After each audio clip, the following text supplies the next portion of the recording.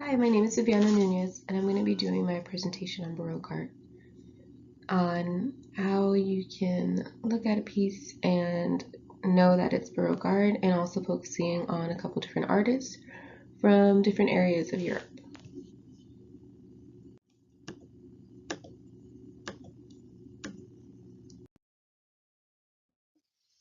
The Catholic Church was a huge supporter of the development of the Baroque style. There were two main themes going on during the Baroque era, the Reformation and the Counter-Reformation. The embodiment of the Counter-Reformation could be said to be the Council of Trent, held between 1545 and 1563. The Council of Trent mainly encouraged Catholic religious themes of the Old and New Testament. The point was to draw an emotional connection between the audience and the artwork. Paintings were very dramatic, exaggerated with motion as if the subject was moving towards you. It was supposed to be used as a way to revitalize followers in the Catholic beliefs and minimize revolt.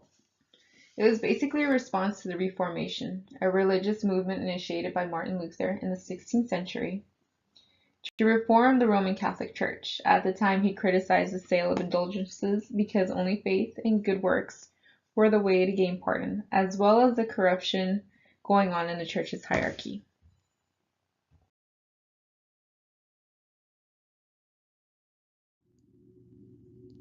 The Baroque era lasted between 1560 to 1700.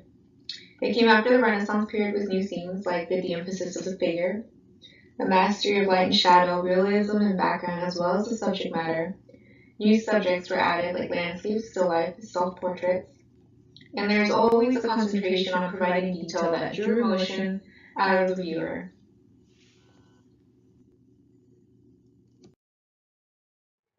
Mastering light and shadow, as well as realism in the background and figures, is what made the Baroque art so captivating.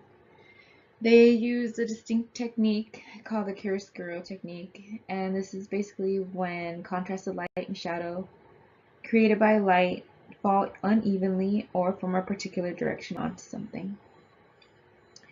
Also, the detail was focusing on how light reflected off the material used.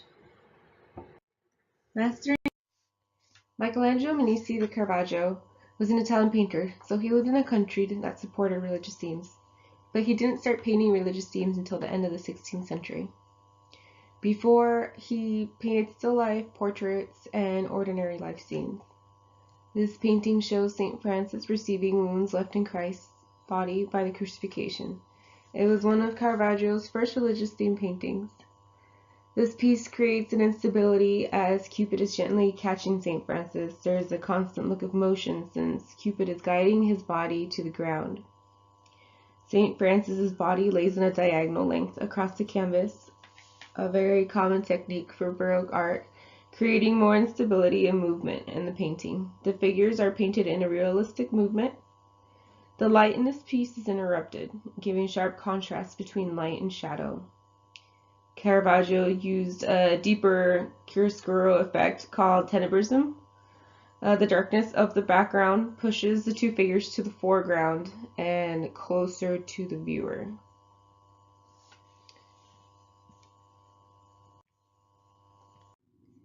Sir Peter Paul Rubens is a Flanders artist. It's a Dutch-speaking area in the northern part of Belgium, north of the Alps.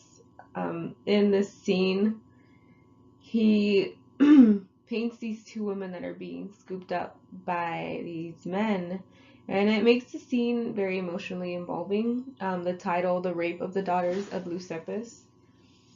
In that title, the word rape actually means abduction in classical myths. We see the motion of the figures in a diagonal line of the two women, and the chiaroscuro effect, the contrast between light and shadows, is also very much present. The contrast in colors between the women, the pale skin of them against the brown tones of their abductors, it helps to see the detail in each of the figures independently, while there's so much action going on between the four. They are painted in a realistic manner, and the women's bodies show them heavyset or thicker instead of an idealized female manner. Sir Peter Paul Rubens did a lot of religious and mythological paintings. Would be one of his mythological examples.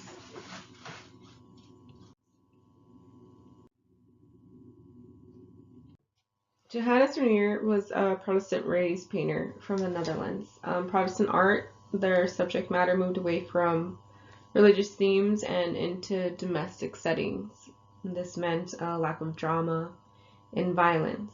The light and motion embedded in his paintings still played an important role in European Baroque art. A gentler use of light is shown within the Protestant paintings. In this one, we see the light filtering in from the window, and it's still creating that chiaroscuro effect of a subtler contrast between light, shadow, and the contours it makes on the figures. The woman is holding up a glass and faces the viewers. It's as if she's being caught speaking to this man in front of her. It's a quote-unquote caught in time moment. Another characteristic of Baroque art. Also, the background as well as the figures are painted in a realistic manner.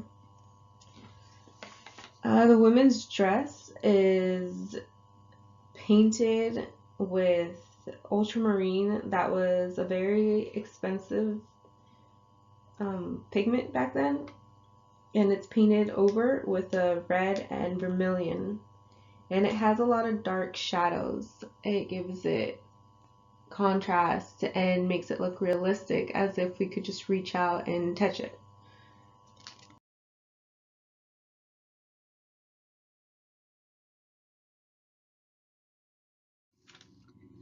So just to sum up, Baroque focuses a lot on light and shadow. They give detail to both the background and figures, making them all realistic. There are also other subjects that I didn't show that introduce landscapes, still life, and self-portraits. And this last slide just shows my research, what I reference, the journal, book, and internet sites.